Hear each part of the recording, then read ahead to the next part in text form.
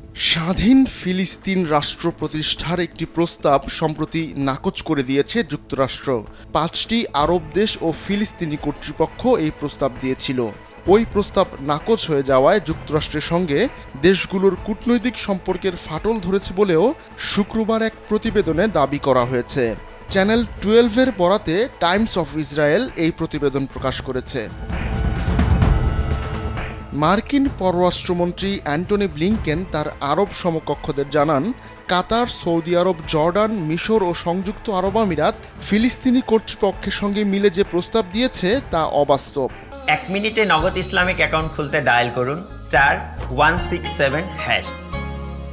Channel 12 বলছে, ওই প্রস্তাবে হামাসকে নির্মূল, ফিলিস্তিনি কর্তৃপক্ষের দুর্নীতি ও ফিলিস্তিনের শিক্ষা ব্যবস্থা সংস্কারের মতো বিষয়গুলো না থাকায় সেটি প্রত্যাখ্যান করেছেন ব্লিংকেন।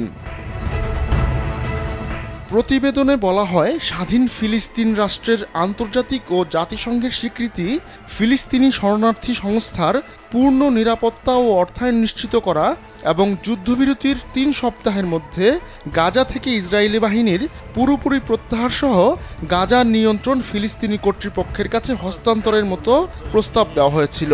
কিন্তু সেসব প্রস্তাব কানেই তোলেননি ব্লিংকেন। জানা গেছে, ওই প্রস্তাব প্রত্যাখ্যানের পর ফিলিস্তিনি কর্তৃপক্ষের প্রেসিডেন্ট মাহমুদ আব্বাস যুক্তরাষ্ট্রের ওপর খুবই ক্ষুব্ধ হন। এজন্য চলতি সপ্তাহে ব্লিংকেন যখন ইসরায়েল সফরে যান, তখন তার সঙ্গে দেখা করতেও অস্বীকৃতি জানান মাহমুদ আব্বাস। এমনকি যুক্তরাষ্ট্রকে কড়া ভাষায় জবাব দিতে চেয়েছিলেন তিনি। তবে যুক্তরাষ্ট্রকে না চটাতে মাহমুদ আব্বাসকে সতর্ক করে দেয় আরব দেশগুলো।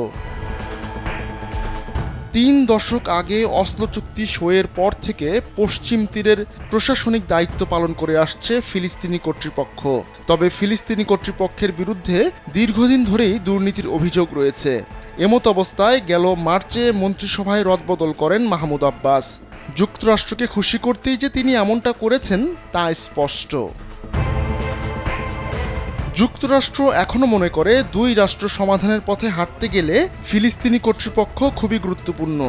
এছাড়া গাজায় ইসরায়েলি অভিযান পরবর্তী সময়েও তাদের প্রয়োজন ওয়াশিংটনের। কিন্তু ফিলিস্তিনিদের কাছে ফিলিস্তিনি কর্তৃপক্ষের জনপ্রিয়তা নেই বললেই চলে। অধিকাংশ ফিলিস্তিনি মনে করে পশ্চিম তীরে ইসরায়েলের ঠিকাদার হয়ে কাজ করছে ফিলিস্তিনি কর্তৃপক্ষ। 2007 সালে গাজার নিয়ন্ত্রণ নেওয়ার পর ফিলিস্তিনি কর্তৃপক্ষের নিরাপত্তা বাহিনীকে সেখান থেকে হটিয়ে দেয় হামাস। জাতিসংঘ চাইছে সংস্কারের পর ফিলিস্তিনি কর্তৃপক্ষই গাজা নিয়ন্ত্রণ করুক। তবে এটা ঘটুক তা ইসরায়েল বা হামাস কেউই চায় না। আর যদি ফিলিস্তিনি কর্তৃপক্ষ গাজার নিয়ন্ত্রণ পেয়েও যায়, তাহলে পাহাড়সম কাজের সামনে পড়বেন মাহমুদ আব্বাস। আহমদুল্লাহ শিকদার, কালবেলা ডেস্ক।